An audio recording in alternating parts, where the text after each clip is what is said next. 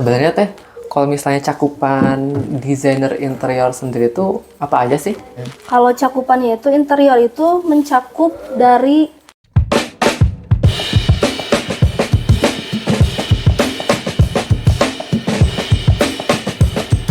Oke, kan kemarin kita udah ngobrol-ngobrol ya sama salah satu desainer kita tentang project IL House. Nah, kali ini kita akan bincang-bincang lagi nih bareng desainer interior kita dengan Teh Septi. Teh Septi gimana, apa kabar? Alhamdulillah. Ketawa sih. Nervous ya? Santai aja ngobrol ya, mah. Santai aja. Jadi kali ini tuh jadi kita tuh mau coba buat segmen review dari desain Subah Art teh. Projectnya tuh project IL House. IL House tuh yang di Parakan Salak. Nah, kan kemarin udah tuh ngebahas sama Kang Isep terkait desain arsitektur. Nah, kita tuh rencananya mau buat dari mulai review desainnya, terus review interiornya nih sekarang bareng Septi. Nah, nanti yang ketiga juga kita rencana mau buat review tentang proses pembangunannya bareng Teh Siska sebagai administrasi proyek dari L House ini. Nah, sekarang kita kenalan dulu aja nih. Septi, boleh Teh kenalin dulu siapa? Halo, kenalin aku Septi. Di sini aku sebagai desainer interior Subah Art. Oke, desainer interior Subah Art ya. Oke, dari project IL House ini Teh, ruangan mana aja sih yang didesain interior sama Teh Septi ini? Kalau buat huniannya Pak IL ini tuh, Iya. dia awalnya tuh emang udah ngedesain kan ya arsitektur, dan dari Subahnya itu udah, dari kitanya itu udah ada si desain interiornya, rekomendasi dari kita gitu. Jadi di dalamnya tuh udah divisualisasikan bahwa di dalamnya udah ada interiornya. Nah, setelah mau pembangunan, si bapaknya itu minta kita buat ngedesain ulang. Jadi ada beberapa ruangan yang didesain ulang. Salah satunya itu ada kitchen, terus kamar utama, Iya. terus studio. Nah, setelah masa pembangunan, ada lagi tambahan pembangunan gitu kan ke bawah. Nah, di situ tuh ada ngedesain studio sama gym. Oh, studio gym satu Studio tuh. gym. Satu ruangan. Satu ruangan, tapi itu tuh difokuskan buat studio konten sama buat gym. Oh, ruang entertainment gitu ya katanya. Ruang keluarga bagian atas, terus dapur juga disesuaikan sama kebutuhan yang dibutuhin sama kliennya. Oke, jadi perlu diketahui juga IL House ini sebenarnya waktu awal itu perencanaan desain rumah tinggal ya, Teh ya. Nah, jadi pas selesai desain itu nggak langsung kita bangun kan? Ada jeda di situ ya, ada jeda.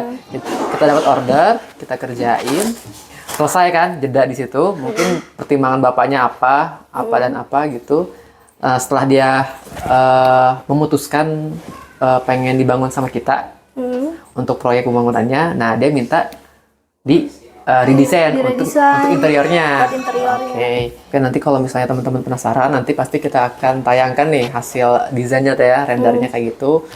Nanti untuk statusnya sendiri nih, gimana Teh? Statusnya sendiri apakah udah progres ngerjain interiornya? Kalau sekarang kan kemarin udah selesai ya kalau pembangunan. Nah, sekarang tuh tahap lagi dibuat mebelernya sama rekan kita kan dari Kurnia.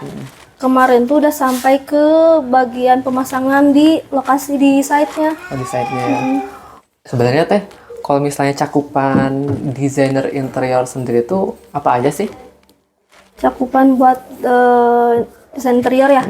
Kalau cakupannya itu interior itu mencakup dari arsitektural bagian dalam, furnitur sama dekorasi, mencakup 3 hal itu sih. Kalau interior itu arsitekturalnya itu dari elemen interiornya kayak lantai, dinding, plafon gitu. Terus lantai, dinding, plafon itu yang arsitektural. Terus furnitur kan, kayak tata letak.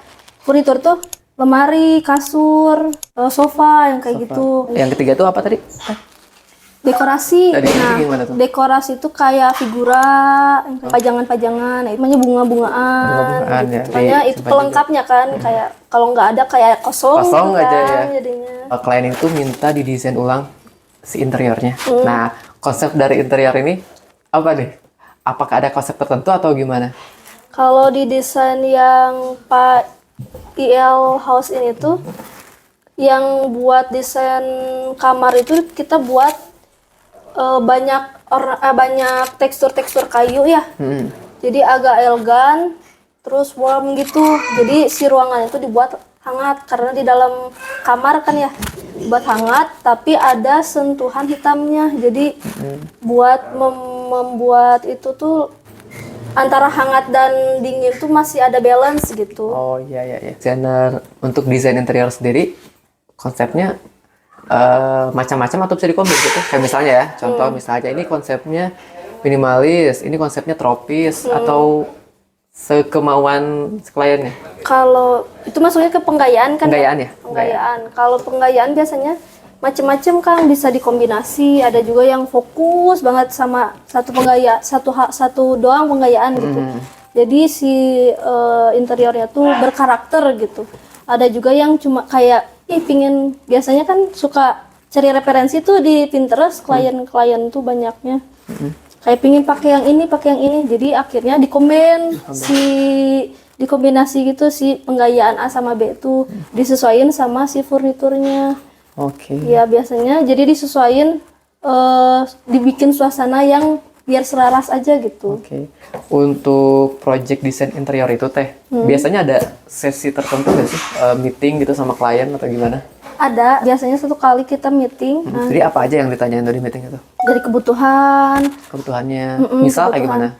Misalkan yang dibutuhin dalam ruangan itu kebutuhan yang disesuaikan sama aktivitas atau kebiasaan si kliennya. Misalkan kalau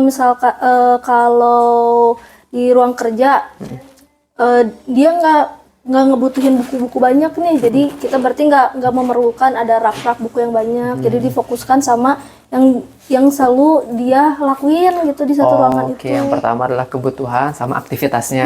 Yang kedua apa lagi? Terus keinginan, kayak tadi kan penggayaan tuh. Oke, penggayaan. Nah, penggayaan biasanya suka pingin ABC, pingin kayak gimana gitu. Nanti disesuaiin. Oke, berarti kebutuhan, terus aktivitasnya kayak gimana, terus kliennya mau konsepnya seperti apa. Terus itu ada lagi nggak yang ditanyain? Biasanya berfokus ke situ sih. Nanti kalau misalkan diskusi kan nanti suka ada beberapa pertanyaan-pertanyaan yang lain gitu, kayak pertanyaan-pertanyaan yang kayak material kayak gitu-gitu. Semuanya berarti ya? Tapi suka ada juga yang request kayak aku pingin ada figurannya di sini atau pingin banyak foto-foto keluarga gitu kan. Suka ada klien yang pingin ada foto keluarga, ada juga yang nggak mau ada foto keluarga gitu. Oke, untuk sebenarnya untuk di paket perencanaan desain rumah sendiri, apakah bersatu nih sama paket desain interior atau berpisah? Itu paket interior itu ada beda sendiri ya dari paket arsitektur. Jadi ada, kalau misalkan ada yang pingin fokus ke interior, itu bisa ngambil paket interior. Untuk desain interior sendiri itu paketnya berbeda dengan yang perencanaan desain rumah. Tapi bukan berarti yang perencanaan desain rumah itu tidak ada interiornya, nggak polos juga gitu kan.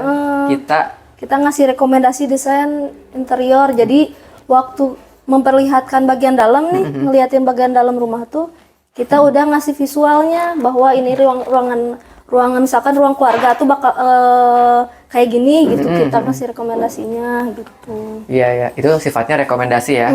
Dan nggak bisa direvisi. Nggak bisa direvisi. Iya, kalau yang paket perencanaan yang arsitektur. Kalau misalnya pengen direvisi atau pengen lebih detail lagi, bisa ngambil paket perencanaan yang interior itu. Okay. Nah, biasanya suka ada nih yang nanyain kalau WC itu masuknya ke interior atau ke arsitektur. Kalau WC itu masuknya ke arsitektur sebetulnya. Sebenarnya masuk interior dan arsitektur juga, cuman udah dipikirin saat perancangan arsitektur itu tuh. Jadi penempatannya mau di mana gitu.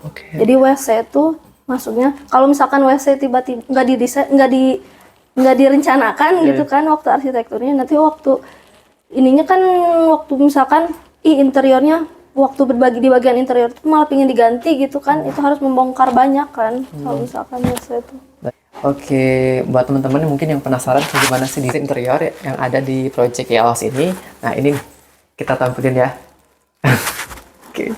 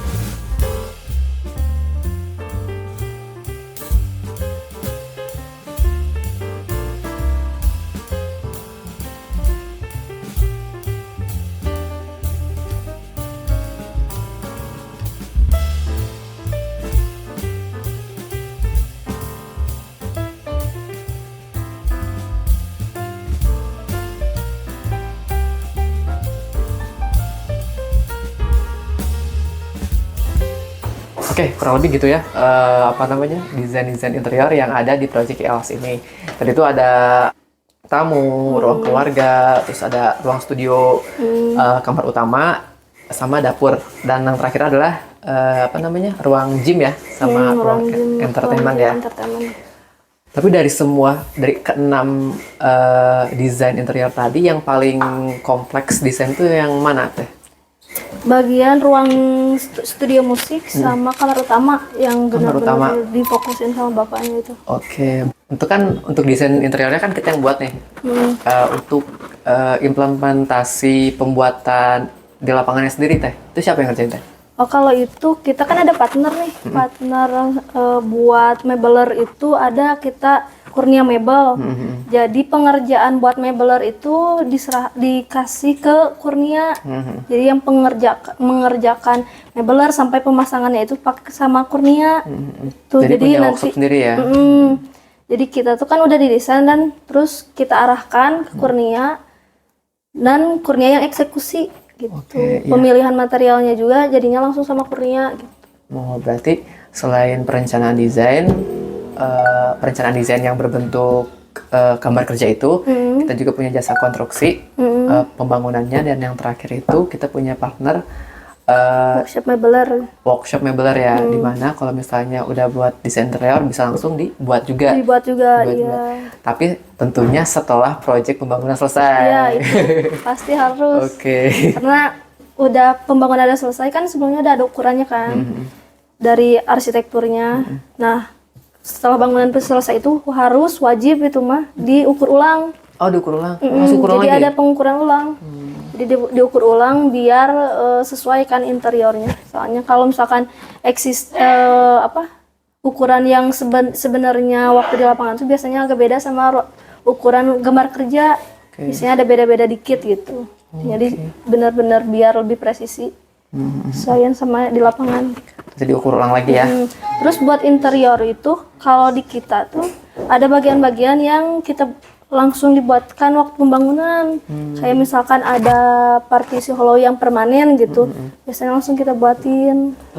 Tapi tergantung kliennya juga, kalau misalkan pingin langsung dibuatin bisa dibuatin gitu. Kayak wastafel juga, kayak misalkan backdropnya buat wastafel gitu, biasanya langsung dibuatin. Oh, ditempel pas pembangunan ya. Oh, pantesan kemarin pas saya lihat emang udah nempel tuh si itunya. Wastafelnya ya, backgroundnya. Jadi si wastafel itu nyusul berarti sama yang bawahnya itu kayunya itu ya. Oke, mungkin segitu aja untuk program review kali ini. Terima kasih Asapti udah nemenin ngobrol bincang-bincang sedikit untuk program yang seru ini, Project EL House ya.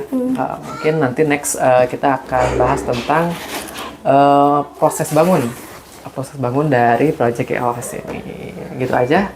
Ada yang lagi mau disampaikan, Asapti? Udah. Makasih. Ya. Sampai ketemu di video berikutnya. Dadah. Hai.